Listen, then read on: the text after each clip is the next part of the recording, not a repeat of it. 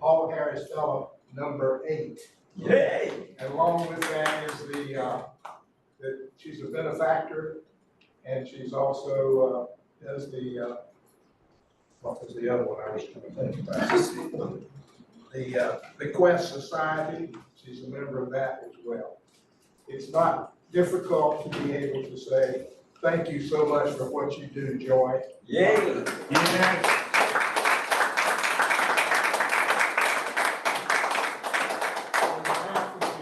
Foundation and this club, and thank you for all your service to us. Thank you very much.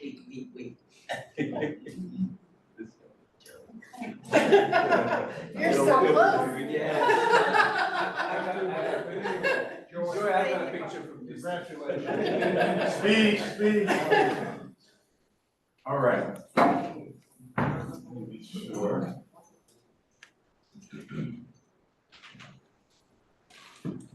Hey, one more thing What? about the foundation. We're getting to the end of the year.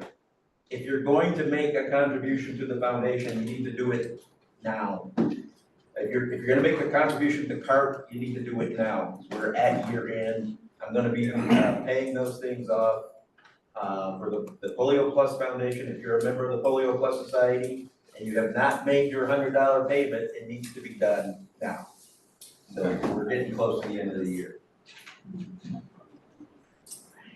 Okay, thank you. So now, well, we're doing great. And thank you, Bob. And congratulations, Joy, once again. And then on top of that, it's good to see Joy out and about. Last year, she was, we were looking out for her as well. And so great to see you out and about, really is, really is. So now, without further ado, we want to, pass the hat. So we want to be able to express our thanks, what have you.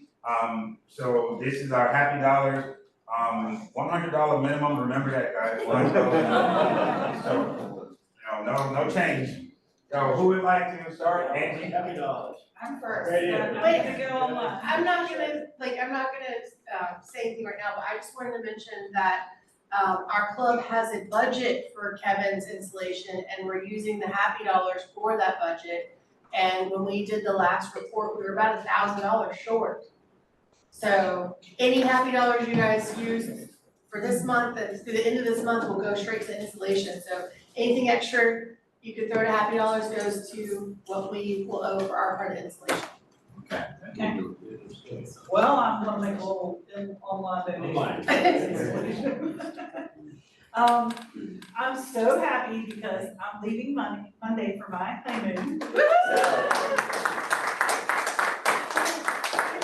you've talked to me in the last 3 months, you know that I'm going to Italy on Monday. It's my first real international trip with my shiny new husband. And my son said, "Oh, we're all going to Italy." We were like, "No, we're not." So the two of us are going, and it's been my dream vacation and my dream Mr. Wonderful, and I get to do it all. So I'm extremely happy today. So that's for my donations today. Awesome. Okay, anybody else? Happy dollars. Yes, sir. Online. I will make mine online. I am happy because Angie and Mike will be coming back. That's cool. That's why I'm happy. But seriously, I'll make my donation online. I'm just happy for all of the folks who are helping out, making this installation successful. I want to particularly point out Kate and Angie and Eric and Tom and folks are they've been fantastic. And my wife, of course, who's running everything. So, yes. Sir, Bob? I'm putting $1 in the hat, but for the first time, I'm going to do an online Wow. contribution. You're doing that in because of this guy. But at any rate, it's good to be here today. It's good to see so many. And I want to congratulate Joy again for her continued support to the Rotary Foundation and to our club. Absolutely. Thank you. For Kevin and for Joy and Kevin, I plan to sign up as quick as we can. Thank you, buddy. Thank you. I did, yeah. Yeah. I have real. One, congratulations to Joy and Rosemary. I hope Rosemary will be here, but she sent me a picture which I can pass on. The reason she hasn't been here is there has been a huge play and tennis tournament, and she won the adult 65 and over 4.0 women's state championship.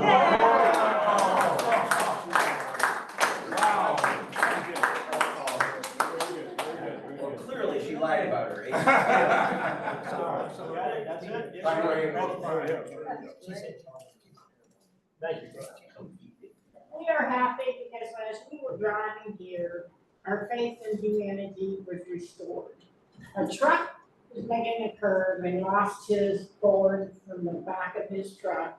The truck behind him didn't know him, but stopped so that nobody could go around, got out the board, got out with the board in the other trucks, and they went on. Nice. Faith in humanity, finally. Yes, sir. Oops. Sorry. I have a couple of dollars. One is for Dr. Case's brother William, who became a citizen today. Oh. Congratulations. Excellent. Congratulations. Another for our good friend John Barringer, and then another for an excellent speaker today, Dr. Case. Thank you.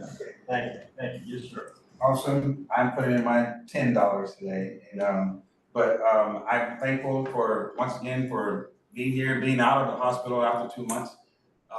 There, it was a very long journey, and I'm very, very glad, and it's going well.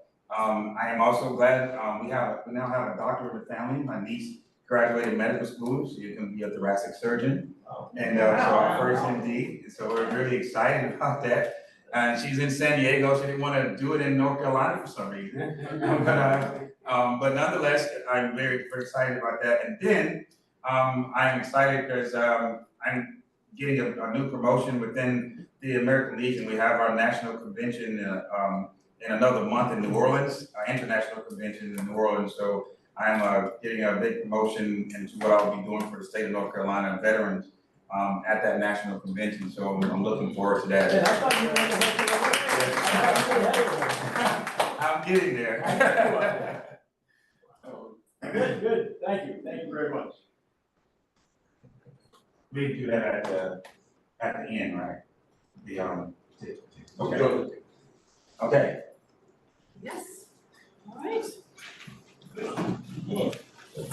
I am happy to introduce Dr. Andrew Case today. As you know, I have been identifying people to come speak to our clubs as part of the mental health initiative for our district, educating us about psychology and mental health and all the different things that means and what it can look like. Dr. Case is a health psychologist who earned his doctorate in clinical and community psychology from the University of Illinois. To round out his training, he completed a pre-doctoral fellowship in prevention and community research at Yale University and a postdoctoral fellowship in global health and health psychology at Duke University. Currently, Dr. Case serves as an associate professor in the Department of Psychological Science at UNC Charlotte.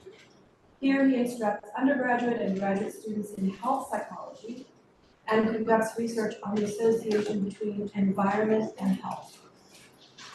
This work often involves consulting with local agencies and nonprofit organizations to assist them in better meeting the needs of the communities they serve.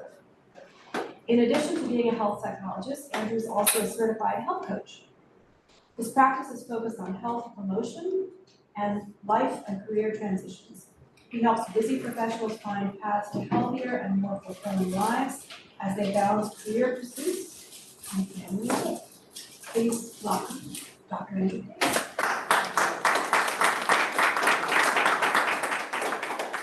Thank you. Eric, can we move it so the screen has his presentation? I think he can share his screen. Okay, Romy, if you can I'm just share. going to do the slides, but tell me about the sharing. I think it may have to be done from here. No, actually, you can do it from there, from within Zoom. Okay.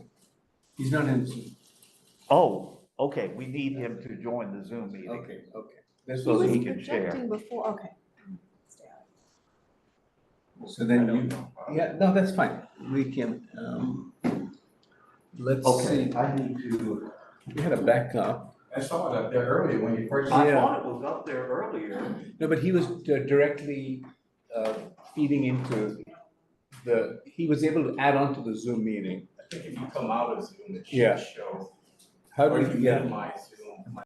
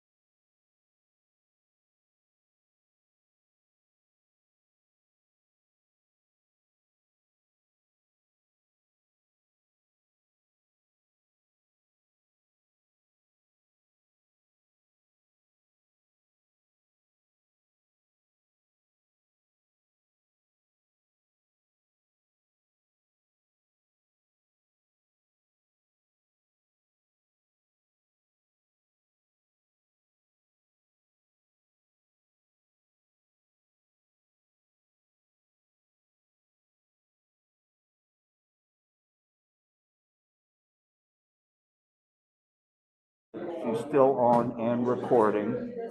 And now Let's just use see a if we gallery can share. or thumbnail. Oh, See, he's on HDMI. It might be that we can now just add him HDMI. no.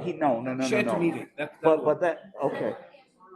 But will that share to the same meeting that we're on? Okay, it actually does. It did. Okay, That's we're where good. we were before. Okay. So now she can just move the. All right, let me put it back on. Okay, Here we go. Tell me when you want me to move to the next slide.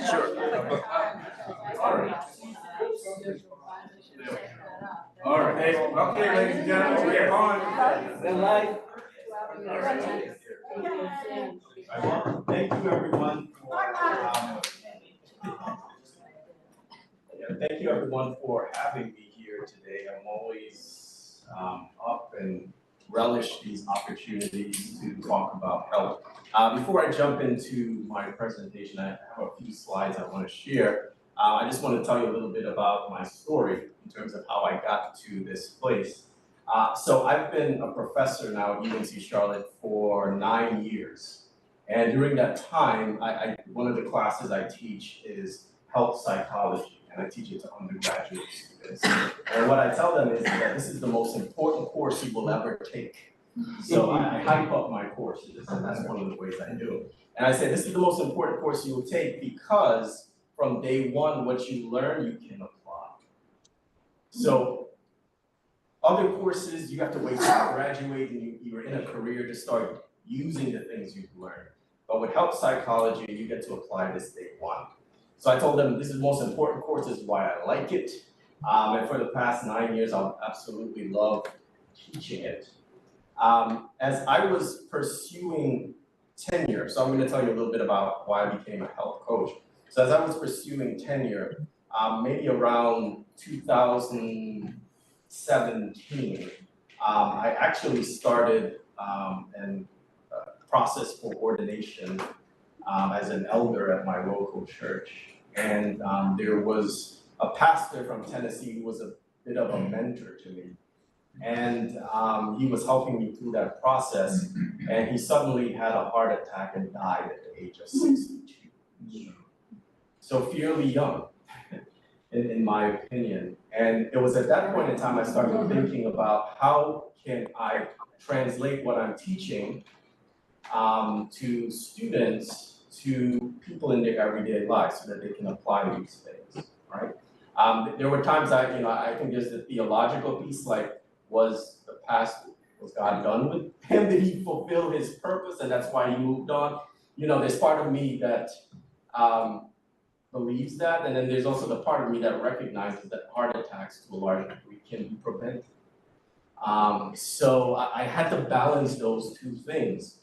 And where it led me was to start to think about how can I work with people to help them live the best possible lives or with the most optimal health that they can while they have time here on this earth.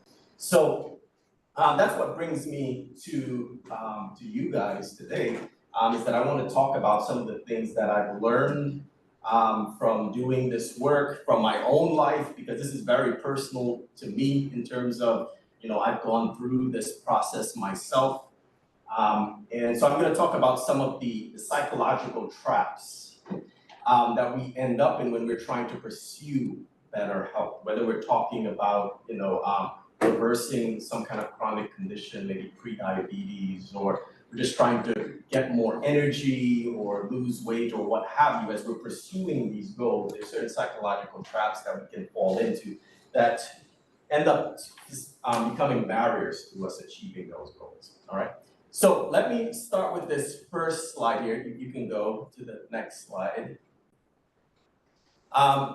So I want to start with this premise that here in the United States, we are fairly health-centric. And I know this runs contrary to what we see in the media and some popular narratives. So one of my wife's favorite channels is the Food Network. And there was this one show on there, I don't know if you guys are familiar with it, Man versus Food. It got canceled after, I see some nods, after a few seasons. But this guy went all over the country doing these food challenges where he ate just a whole bunch of food, right? So we see these images and we can develop this notion that, okay, maybe here in this country, we're not very serious about health, but the data suggests otherwise. So this survey, for example, surveyed about 2,000 people and asked them what their top New Year's resolutions would be for the upcoming year. So this was in 2018, asking them about 2019. And the top thing that people said was their New Year's resolution was to diet or eat healthier. Second, exercise more. Third one, lose weight, right? So the top three things that were on people's mind was related to health. Then there were other things coming down the line, but it's important to note that this is front and center in our thinking. So we're at the very least very health conscious as a nation. Now, where this gets interesting, you can go to the next slide, is that this health consciousness or health centricity doesn't always bear out. So here, this graph is showing you gym membership across the year. And many of you can relate to this, right? At the end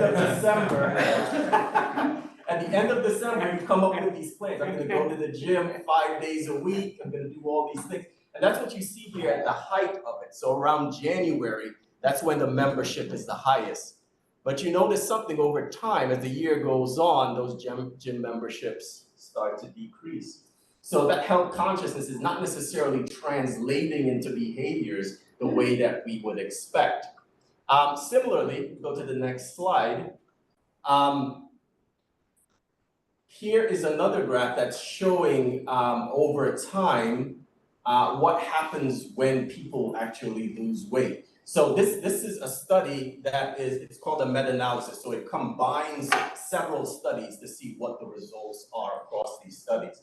And what they found in this meta-analysis was that more than half of the people who lost weight regained that weight within 2 years.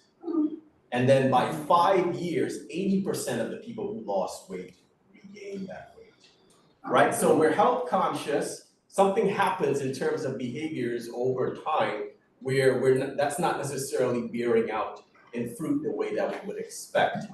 If we go to the next slide here.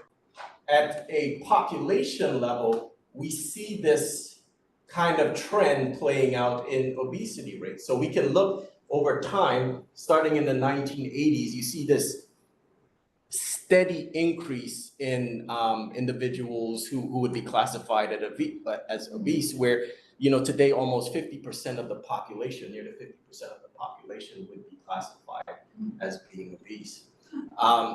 Go to the next slide. We see There we go. okay, here we see also increases in diabetes over time. So in the 1960s, less than 1% of the population was diagnosed with diabetes. In 2020, nearly 10% of the population is diagnosed with diabetes. And this is notable because diabetes is one of the leading causes of death. It's one of the 10 leading causes of death. So health-centric, health-conscious, but this is not necessarily bearing out the way we would expect when we look at the health outcomes data. So let's go to the next slide. So things have gotten to the point now where the question is, well, what do we do about this? And there's been a rise in medication to aid with weight loss. So this is looking at prescriptions of medications to aid with weight loss. And you can see from 2017 all the way to 2022 that it's increased. So there's a segment of the population that has given up on trying to, actually do things leading to health, and they're now relying on medication to do the job. Okay, next slide. So the question is, why is it so hard to achieve these health goals? As I showed in one of the slides, we start out the year with these very admirable health goals, like we want to eat better, lose weight, exercise more, and something seems to happen over time, such that, gym memberships go down, people who lose weight gain the weight back. So why is it so hard to achieve health goals? So there's not one single answer to this. There are a number of factors that are at play here. What I want to focus on in the time that we have are factors related to psychology, the psychology of health. And so I'm going to speak about three traps. Certain words are hard for me to pronounce coming from the Caribbean. I grew up in the Caribbean, so TR words are really hard. I want to pronounce it CH. So 3 traps that prevent us from achieving health goals. Okay, so the first one, let's go to the first one here. And I'd like for this to be a discussion, so jump in with questions comments, what have you. Interaction is great. So I'll talk about 3 traps and solutions to those traps. One more? Yes, let's go to the next one. I think that's where we start. Trap 1, inertia. All right, so you guys didn't know I would be talking about physics today. You thought being a psychologist, we're going to be talking about physics. But there's something important about this concept from physics around inertia. Does anyone remember Newton's first law of motion? Body continues state of rest, uniform motion is acted upon by an external force. Oh, okay, you can take over. That's perfect. That's perfect. Yeah. So the body stays at rest unless, a force comes and unbalances it. That's the first part of Newton's first law of motion. There's a psychological equivalent to that. Let's go to the next slide. So this is the first law of motion. An object at rest will remain at rest unless acted upon by an unbalanced force. And I believe that we experience that just psychologically. What has happened over time is that it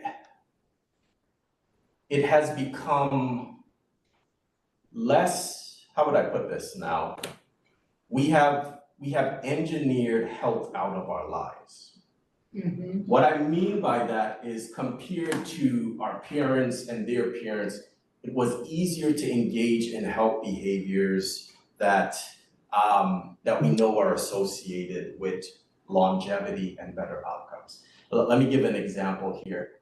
So how many of you walk to school? Elementary school? Okay. All right.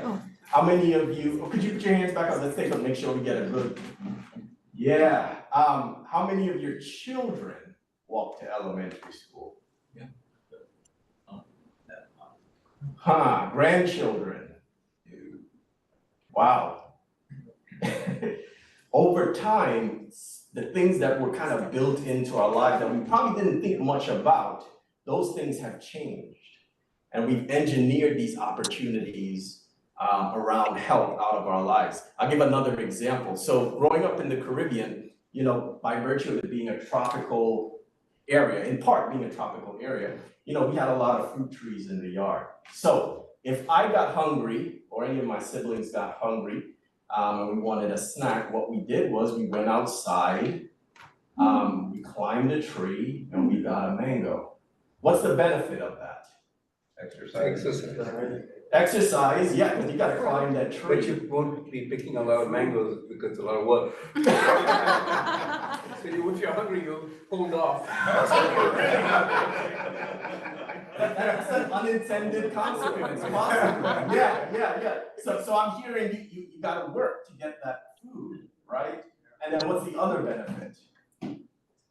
Nutrition. It's nutritious. It's healthy. So mangoes are like one of the sweetest fruits, highest levels of sugar, but there's a lot of fiber in there. So it's not like eating refined sugar. So it's pretty healthy for our bodies, right? So that's what I typically did.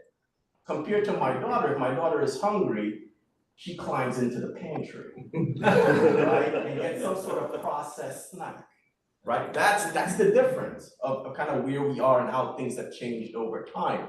So we have all these modern conveniences that have kind of crept in, right? And not that this was ever the plan or this is a conspiracy, it's just a natural result of progress and development. But an unintended consequence is that we engineered some really important health opportunities out of our lives. Yes? What role do you think things like COVID had on impacting our collective inertia as a society? Absolutely. I looked at some data recently, and I think it said about 70% of the population reported putting on weight during COVID. So people stayed indoors, right? So that led to the inertia. Something else that happened was we realized that a lot of our jobs could be done virtually. Right? So there were people who went home and started working at home and have not gone back out as a result of that. And for them, it's, on the one hand, it's good because it provides some amount of flexibility. You get rid of that commute, you get to be present with family more. But the downside is, again, it's an opportunity that's been removed in that there's some sort of exercise that happens when you go from the parking lot to your office, when you're walking around the office to visit people, talk at the water cooler, what have you.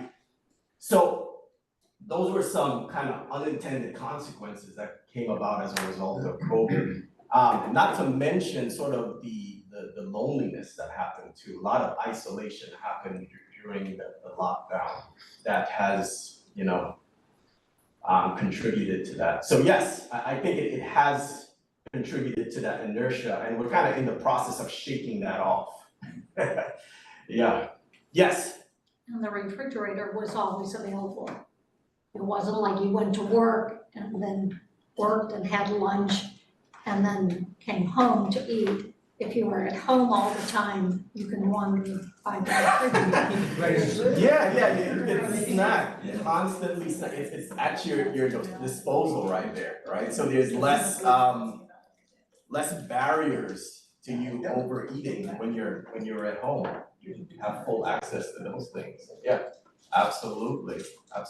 Doctor, I have a quick question. Yes. I work in the life insurance industry, and one of the things that throws me when I'm dealing with clients, like for example, I'm 5'9". Yeah. 5'10" on a good day. but there's a scale that came out that says I'm obese. It says that I should weigh 170 pounds. Sure.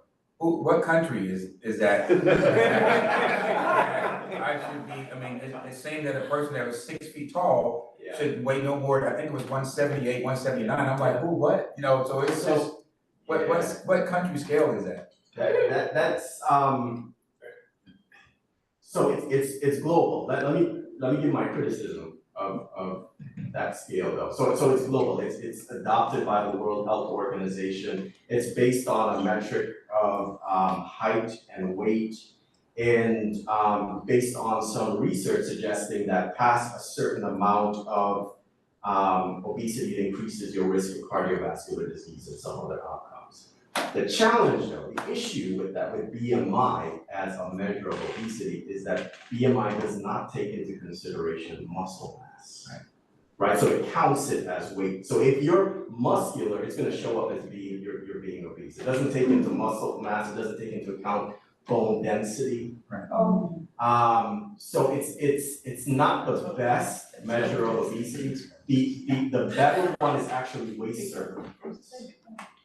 So not looking at weight at height, but waist circumference. And why waist circumference is better is that we found that it's not all fat is the same.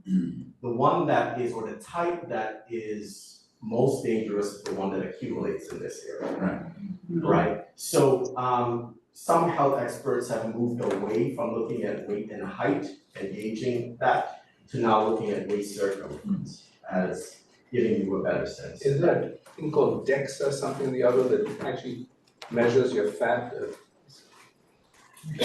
Yeah, there's some scales and instruments that get at body fat and separate the fat from the muscle and the bone and what have you. Yeah. The underwriters, when I was doing my own, they were like, you're obese. And I'm like, who? What? Yes. 198, you're 198 pounds, you're obese. I'm like, you haven't seen me. Like, so they were gonna charge me, I was bigger, but I would be able to pay more. I was like, how do you guys get away? I'm like, that doesn't make sense. And I get what you're saying, but they shouldn't be applying it that way. Sure, yeah. And there's certainly a flaw in the system in that regard. It doesn't really take into account those factors. Yeah.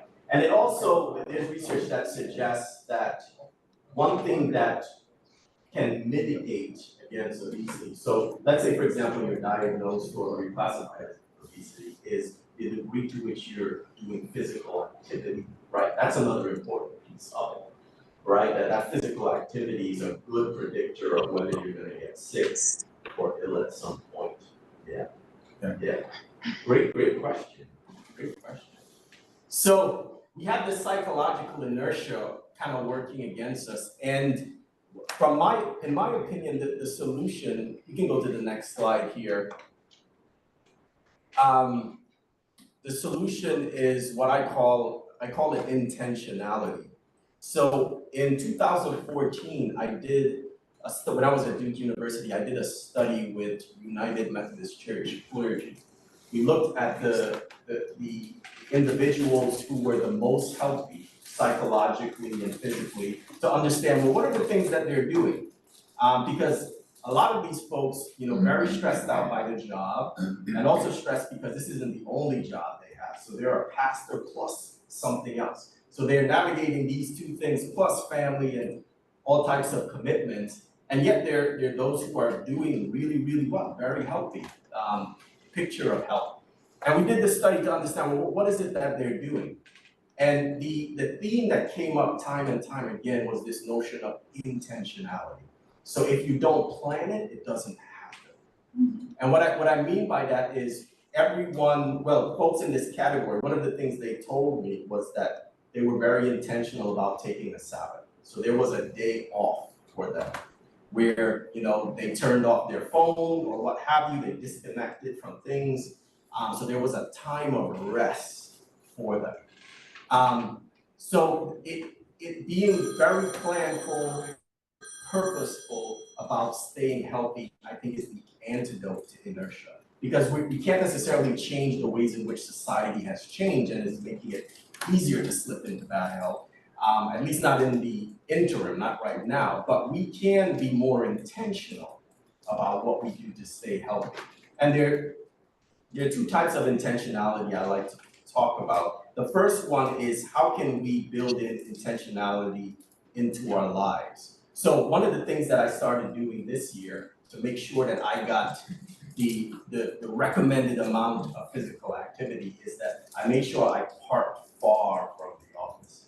I went to the furthest parking lot on campus, and it ensured that I got at least 20 minutes of walking in every time I went from campus. The other thing I started to do was, when I was on campus and I was meeting with students or colleagues, we started having walking meetings. Let's walk around while we talk, right? So there are things you can do to build in or bring back that physical activity, those health behaviors into your life that have been largely taken out.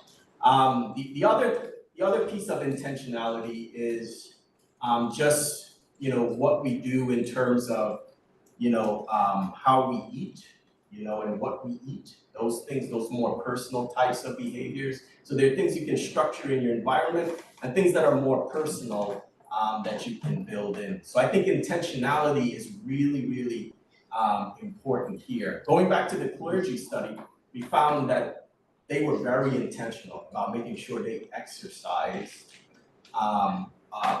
However, I can't remember how often it was that they exercised, but they made sure they got that physical activity in. And then they also, I'm trying to remember the other thing that they did. Oh, this was really interesting. When they got invited to the church picnic or some parishioner's house, they went into it already knowing this is how much I will eat and no more. So very intentional about, and planful as they went through their life, and that helped them with health. Right. Let me take a pause here. How much time do I have? 6 minutes. 6 minutes, okay, all right. Now, it's fine if I don't get through all of them, but how many of you have heard of blue zones? Yeah, they're becoming, the concept's becoming more popular now that there's a Netflix documentary on it. So blue zones are these regions in the world, or these areas in the world that have large populations of people who live beyond 100, right? And currently they've identified 5 different locations in the world where people live a larger portion compared to the country around them or the area around them. People are living not only longer lives, but healthier lives, lives with less disability, happier lives. And we actually have a blue zone here in the US. Who knows where it is? Loma Linda. Loma Linda, California. What's special about Loma Linda? Seventh-day Adventists. Yes, highest concentration of Seventh-day Adventists in the US. Healthy, right? It's built into their, but yes, don't drink, don't smoke, mostly vegetarian or vegan.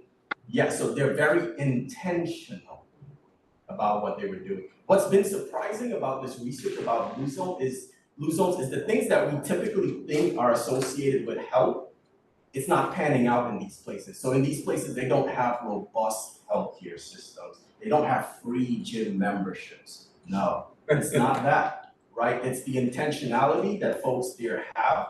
It's also how they're, going back to this idea of how their environment is engineered.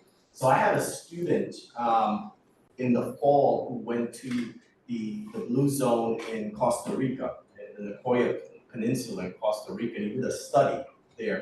And what he found was that most of the people who lived in this blue zone didn't own a car. They walked to where they needed to go. So just because of how their lives were engineered, it kind of forced them in the direction of health. So they walked to the supermarket. And then because they walk to the supermarket, this is where it compounds on itself. These behaviors compound on themselves. Because you have to walk to the supermarket, you can't shop for a week. So that means you're making multiple trips over the course of the week. You're walking multiple times to the supermarket. So, you know, intentionality and things in their environment seem to push people, nudge them in ways in the direction of more healthy behaviors. So that's the first trap, is this inertia, and that's how we get over it, is this intentionality, or how we can help solve it. The next trap, let's see. This one's my favorite. Go big or go home. I see some smiles. What does that mean to you guys? What does that, yes, what does that mean? People say, I'm gonna work out for an hour, 7 days a week, or 2 hours, 7 days a We'll week. lose 100 pounds by the end of the year. Yeah. Yes, go big or go home. And what's the consequence? What happens? You Burn fail, yourself you out, give up, burn you're like, yourself out. Forget it. Yeah. And I think that's what happens a lot with those gym memberships at January. People go in, I'm gonna work out 7 days a week. Maybe they only got in 4 days a week and they felt like a failure, right? They never returned, right? So they set the bar so high and so unreasonable that it was hard. They set themselves up for failure, essentially. And I've done that. I've fallen into that trap so many times. I come up with these elaborate eating plans, you know, exercise plan. I'm gonna do cardio, I'm gonna do resistance training, I'm gonna do intermittent fasting, I'm gonna do all these things. I look at all the trending things and say I'm gonna incorporate all of that. And at some point, you miss the mark, and then you're trying to figure out, okay, where do I go from here? And that's what happens a lot, or what I've seen happen a lot. Let's go to the next slide here. So yes, the go big or go home fallacy, I love that picture. The tendency to believe you need to take extreme action to see change. I don't know if you guys can, if all of you can see this, but this Marvin, I got your picture up there. Yes.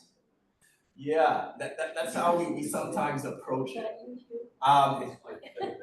And I want to tell you what I've learned over time, and what I now propose to people I work with is take a building blocks approach. Let me explain what I mean by that. So during the pandemic, right, well, you know, we're all at home, and I'm coming up with this plan, right? To shed that weight, to get healthier and what have you.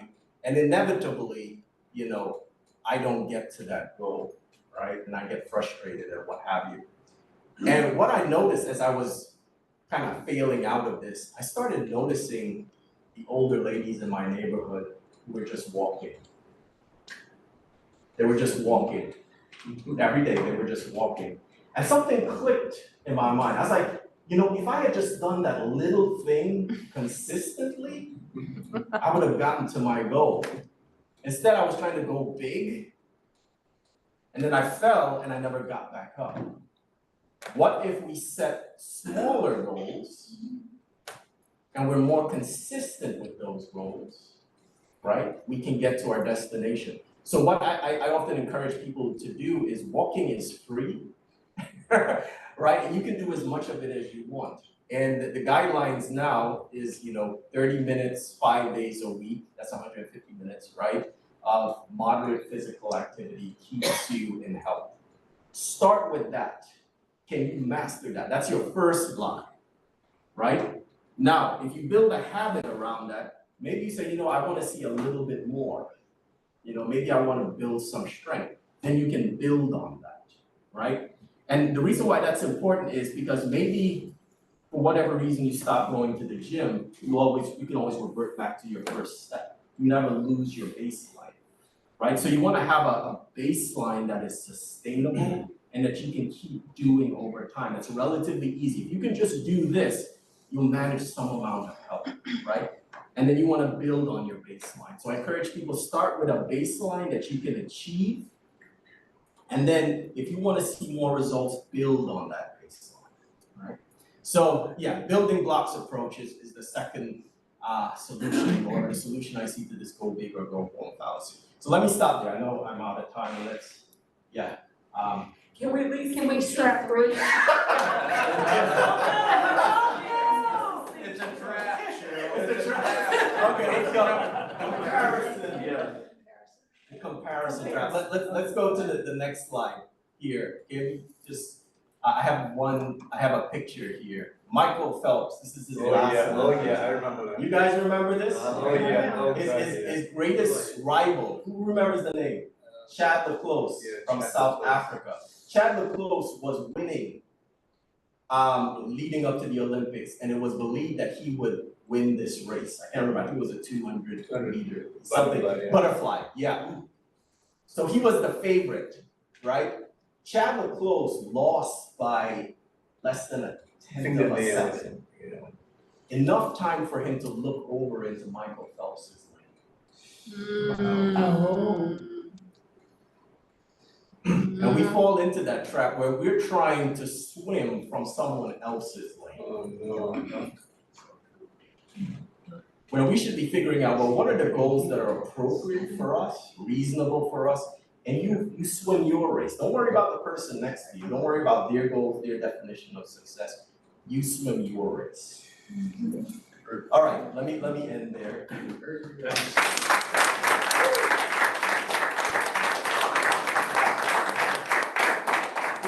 Go to the very last slide. I have my information up there. If you are in need of, let's go back. Right? If you are in need of a health coach, I am taking on clients, and I do offer a free initial consultation, right? So during this time, you can tell me about what it is you're trying to do, and I can tell you about how I may be able to help you. And also, if you could share the presentation, we can put it in. Okay, sure. See it. I can do that. Absolutely. I'll do that. And can you stay on afterwards to answer questions? Absolutely, yeah, I'll be here. All right, thank you.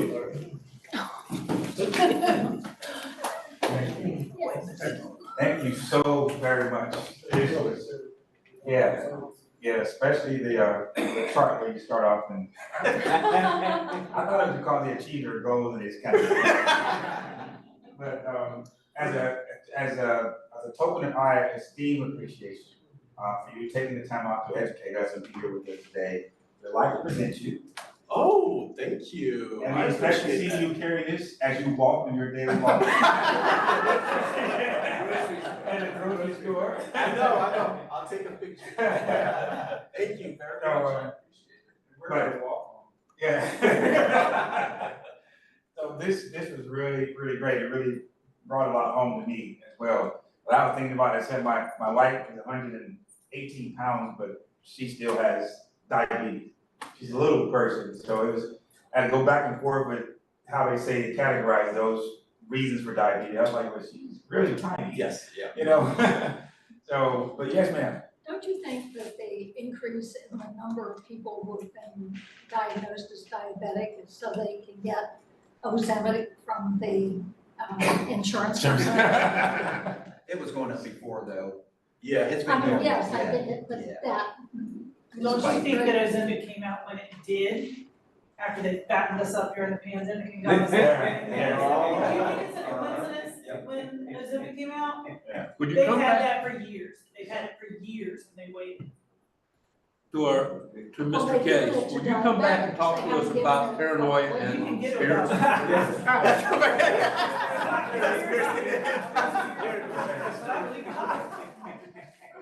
This was very good. We have one more thing to do.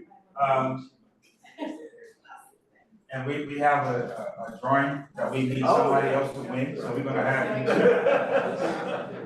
you to please, draw the winner.